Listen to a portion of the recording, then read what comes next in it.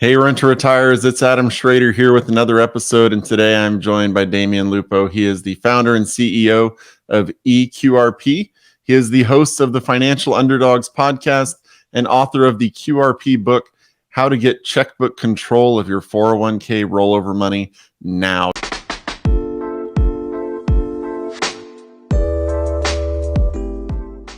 Damion, welcome to the show. Adam, good to be here. Thanks for having me.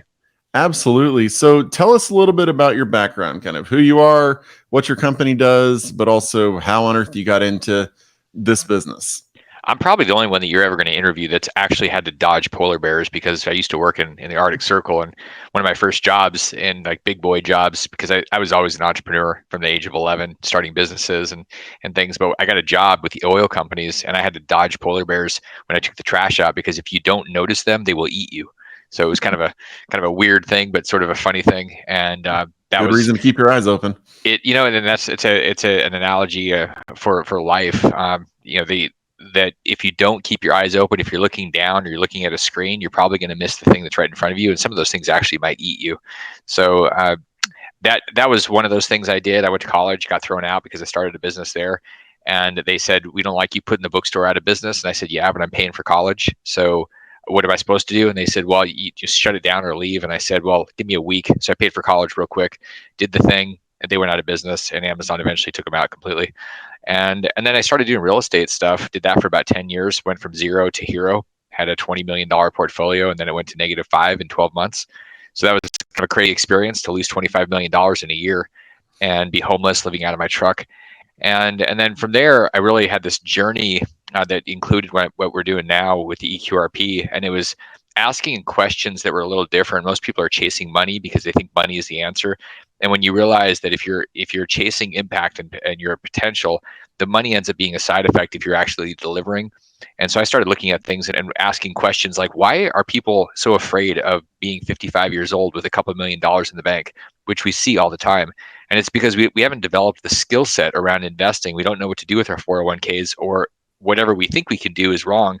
So I went deep into that space and wrote a book, the QRP book, to educate people and empower people with this transformation from victim to victor, where you can actually control your retirement money and control your future versus just smoking a bunch of opium. Maybe you'll have money and freedom when you're 60 years old. And then the eQRP ended up being something where I saw a market gap where there wasn't an option or a solution. There were pretend solutions that were out there. And so this whole idea has been developed into a fairly large company that services thousands of people now, helping them, giving them real control, whether it's individuals or companies with hundreds of employees, where everybody has control and they can invest outside of Wall Street, all the cool stuff like real estate. And then that's what we do. Yeah, so I'm pretty sure I know the answer to this, but can you tell people who are listening, what does QRP mean, and what does eQRP mean? So eQRP is an enhanced qualified retirement plan.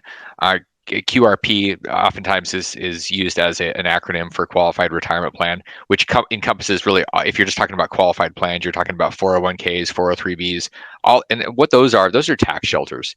So somebody said to me recently, "Okay, explain this to me like I'm 7 years old." And if USA Today is explaining things like people are in 5th grade, we should probably be doing the same thing, because like, who would even know about a QRP retirement accounts unless you're a tax nerd like me and you read the tax code at 3 a.m. So what it is, it's a tax shelter. The retirement accounts, we created the eQRP, and specifically the broad-based QRP term is our intellectual property. A lot of people use qualified retirement plans to describe things in general, but typically most people are talking about something specific like a 401k. And the eQRP is the ultimate, and it's a unique thing. People don't realize the eQRP is actually the ultimate in liability protection, actual control, and it's a unique product. It's not a solo 401k. It's not a typical 401k. It's very different and unique, because it actually does give people control, whether they're by themselves or they have employees, and it actually has protections for liability, whereas say individual solo 401ks and IRAs have very limited protections. So you can actually get sued and lose your retirement account if it's above a certain level, and people don't realize that.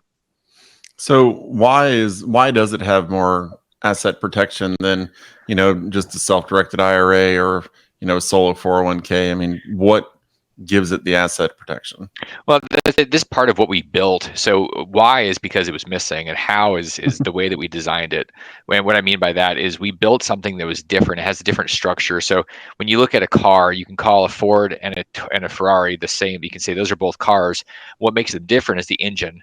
The engine's different. The design is different. The computer systems are different, and that's the guts that make up the actual retirement account. Are like a 401k is basically a retirement savings trust, and so it has a trust. And there's all these different documents. We design the documents and all the pieces of it differently than a solo 401k that you might get from somebody that's photocopying documents, or a Schwab, or whatever. We actually gone in and really have built the Ferrari inside this system with different docs, and the hundreds of pages of legal docs. That takes a lot of time and a lot of energy and a lot of attorneys to build that type of thing that's approved by the IRS. So it's basically the guts are different, and with IRAs, those are just a different type of animal. IRAs are kind of people's default, where they do retirement accounts in them, and they think that that's great. Well, it's better than nothing, but so are your last 5 ex-girlfriends. Better than nothing. It doesn't mean that they're great. It just means that sometimes they fill a void, and that's probably a really weird way to look at this. But the IRAs, people just go to them because they've been heavily marketed by the IRA industry. In general, IRAs are an inferior product compared to the 401k because you have more options to have actual control, and you can do things with leverage. Like in real estate, one of the best parts is you can get leverage, you can get debt. And using IRAs and using debt, like if you bought, say, an apartment or a house with a loan using an IRA, in all likelihood, you're probably going to pay 30+% in taxes, even though it's a tax shelter, because of UBIT tax. And that's exempt with an eQRP because it's a different part of the tax code. So they're very different. And a lot of times people just sort of blend them all together because they just don't know. Again, they're not reading tax code at 3 o'clock in the morning. So I mean, I get it. It's like, I don't know anything about brain surgery. And I'm not even going to try to learn it. I'm just going to go to the experts. Yeah. Only the people with insomnia are reading tax codes 3 a.m., I think. So pretty much. So whenever, we were talking a little bit before we started recording, and I was saying, 401ks, it's very interesting that companies can just tell you've got 5 options on how to invest.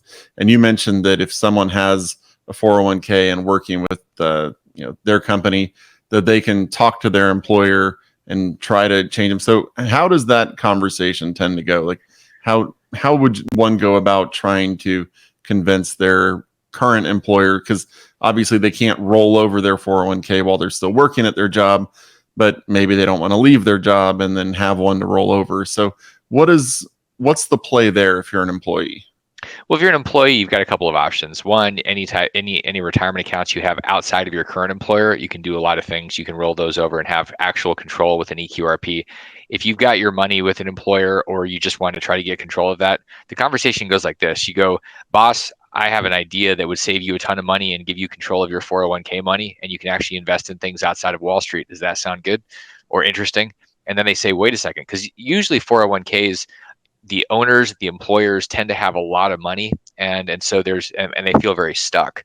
So that's usually the best conversation to start with, is saying, hey, would you like to have control of your money and be able to not, basically be able to do things like real estate, crypto, gold, stuff like that, that's outside of the stocks and bonds. And when that happens, when the employer does that with a safe harbor eQRP, it gives all the employees and the owner the ability to invest however they want. And that's, I mean, it's really, you're starting with self-interest. When you can ask somebody a question that's in their self-interest, usually they lead themselves to the solution that benefits everybody. Yeah. So let's say, you've left your job now. Let's go to a different item, and you want to roll over your 401k, not into your new 401k, but into a new brokerage account. Tell us this kind of step by step of what you need to do to make sure that you're transferring it to the right kind of account. When you leave an employer, you have the ability to roll your account into really anything. It can be an IRA, it could be the new 401k, it could be an eQRP. The reason that it's in your best interest to roll it over into an eQRP is because at that point you'd actually have control. And the steps are, you set up an eQRP with us. We said that we were the only ones in the country that set them up because we created it. We set it up, and then we walk you through the process of rolling the funds and or the assets over into the eQRP, at which time you have all control and you get to choose what you invest in going forward. Yeah. So talking about, obviously we operate in the real estate business for the most part. We have single family, we have multifamily, all of that. So how does one go about making sure that they're investing and not messing up any of the laws that are required, like in terms of separation from the deal, arm's length transactions, all of that? What are the things that you need to know in order to avoid messing up and basically losing privileges in the account or getting taxed when you shouldn't have, and those kind of things? How do you go about solving that issue? You have the right team. I mean, it's a great question. The reality is most people are. Here's the biggest mistake I see people making, just to kind of jump ahead and to answer this question a little bit differently. Most people that we see out there are being really cheap, and so they end up getting the cheapest thing they can find, and they have no support. They go, oh look, I can get a free solo 401k or a free IRA, and then they go out and invest, and they make mistakes because unless you're going to become an expert, and I mean, I've spent the last 12 years in the middle of one thing, this space. I've written 10 versions of the QRP book. So, my team and I are experts in the space. There's no way anybody is going to be an expert in this space, even if you spend the next 10 years, because you don't do it every day. And so the best thing you can do to stay in compliance is to have a team where you can call the team and you have support, and you can say, here's what I'm doing. And the team says, well, here's a way to structure it. Here's how to stay out of harm's way. Because there's all sorts of tripwires, whether you're investing with your spouse versus your kids versus your brothers and sisters. Some of those are allowed, some of them are not. Whether you get a benefit, whether you're a real estate agent, you're getting a commission off your deals, how to make money off of your deals using your retirement money. There's ways to do it legally, and there's ways to it's not illegal. You're just going to it's disqualified. So if you structure it wrong, you blow up your account. I mean, one of the things that we've seen people doing recently is they've got banks that are incentivizing them, offering to give them bonuses for keeping accounts, their retirement accounts at the bank, and that's a disqualified situation. It's a disqualified transaction because they're getting personal benefit. They're getting income that they're not allowed to get. Like, you can't personally benefit from your retirement account while you're in the middle of investing it. So people do this kind of crazy stuff, and quite frankly, everybody has self-interest, and our job as a company is to keep people in compliance. And we do that by being available so that they can run their scenarios by us, and we can tell them, hey, this is how you make that work, so you're not in the gray. Heaven forbid you actually make money on your money now instead of 30 years from now. So it's an interesting world there. So what kind of investing, like how is investing with your eQRP or your 401k, anything like that? Are there different qualifications for what you need? Like, because you can evaluate let's just go with real estate. You can evaluate a real estate deal and know, my conventional financing is going to fund this deal because of, these numbers. Does it get different whenever you start investing with your retirement accounts? Well, sometimes if let's say you were going to go buy a house and it was just going to be you, the financing would have to be non-recourse. It can only be asset based. So if the deal goes bad, like, this is where hard money comes into play. Hard money typically is just looking at an actual piece of an asset, and they don't require you to guarantee it. So that's one thing that makes it different. Now, if you're doing something with a syndication, meaning you're joining with other people buying something, there can be recourse. It just can't be you signing on it. And there's things that you can and can't do, meaning, like, for example, you can't be the operator of the deal as the general partner and use your retirement account because you're self-dealing. So there's all sorts of different. It's like the world of nuance, and it's actually not overly complicated. But I've seen people that come in and they get way too creative, and they're trying to make up their own rules, and they go. I've actually seen some of the attorneys out there, I'm not going to name them, but there are some attorneys in this space that are setting up retirement accounts that are telling their clients, don't worry about it, the IRS will never know. And I look at that and I go, that's the dumbest. You should fire that person and report them to the bar, because they're giving you advice that is absolutely wrong. Like, you don't go into something and say, well, my strategy is they're never going to find out. Like, my strategy is crossing my fingers. Yeah, good luck. I mean, and we would never work with somebody that was going to do that. We're very by the book, and there's a lot of ways to do things. We have very, very smart attorneys and accountants that are part of the team, and they help people structure stuff the way that they want to do their deals, so that they don't have to go to sleep at night wondering if they're going to have the IRS come in and swoop out and take out their plan.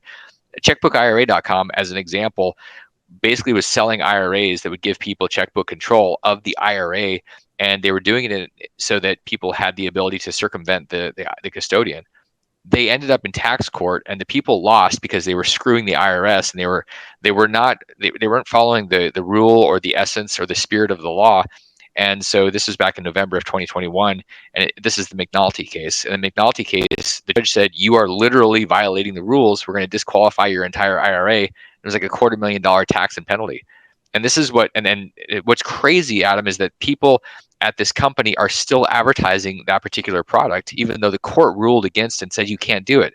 So people think, oh, it's on the internet, it must be true. And the reality is, you have to go a little deeper and say, okay, what, like the QRP book I wrote is based on tax code and human language, meaning you can actually read it and you know that it's not just my opinion, it's literally the tax code and it's cited in the book. That's what you want to have people that are referencing actual facts and rules and laws and case studies. So you mentioned that it was thrown out because the checkbook part of the IRA. Your book that you wrote is called How to Get Checkbook Control of Your 401k Rollover. So what is the definition of checkbook that doesn't get you, thrown out, doesn't get your account thrown out? Well, the reality is we're talking about two different things. The IRAs are governed under a different part of the tax code. You cannot have checkbook control of those. With 401ks, because you get to be the trustee, you're in charge. You can actually have control. It's written right into the code that the 401k administrator, which is also you, gets to choose the trustee, which you can make you. There's no restrictions on that at all. It's very clear. It's black and white, and that's been the way it is. And there's lots of a lot of court cases that reinforce that and validate that.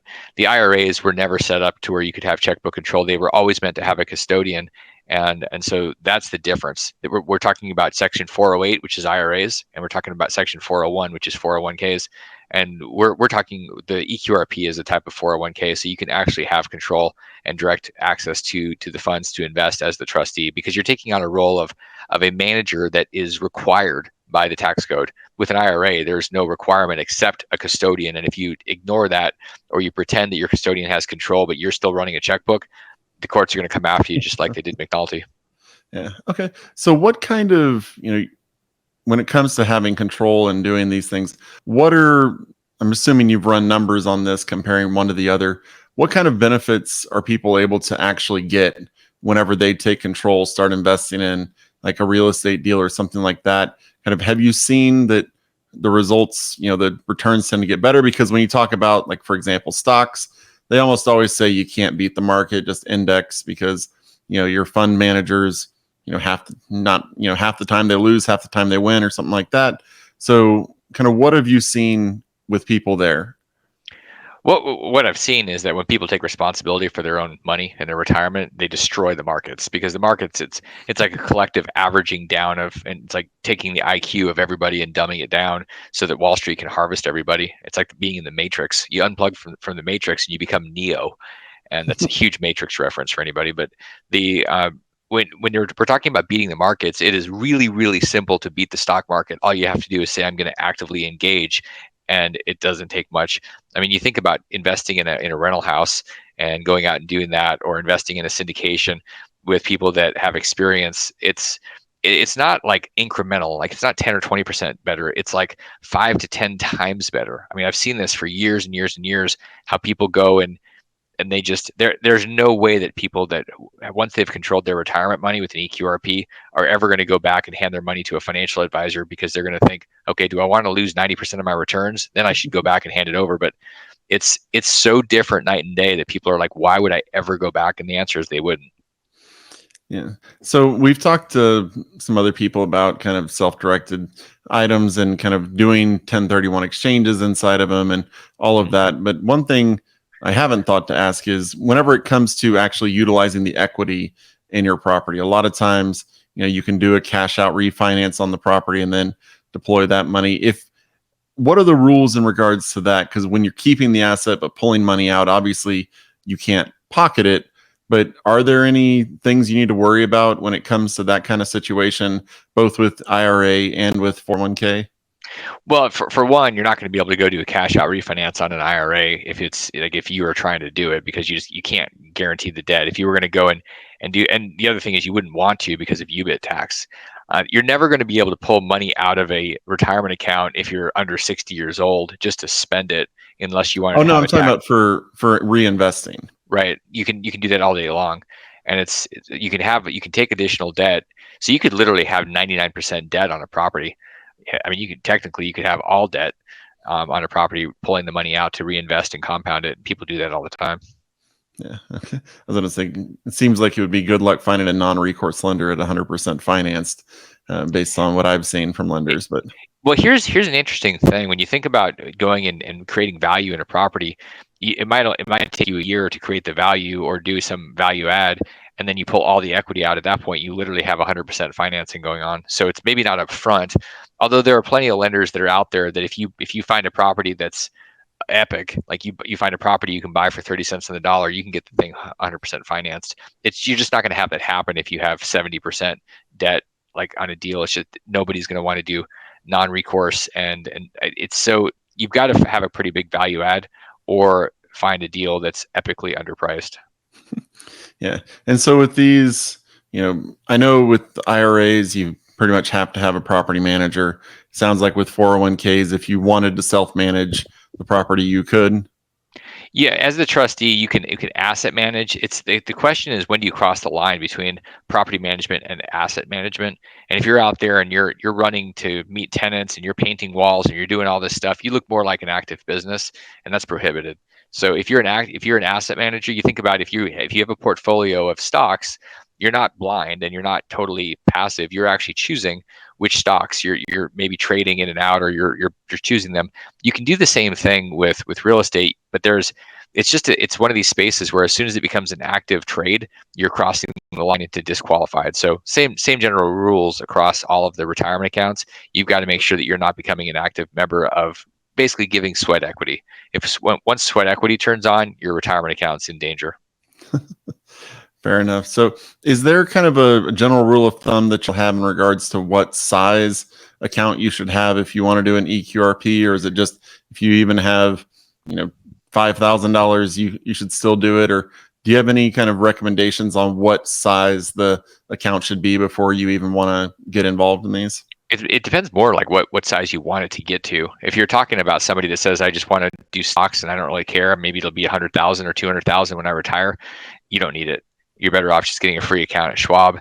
When I started real estate back in 1999 with my first rental house, I took $6,000 off of a credit card and turned it into 20 million, and that took 5 years.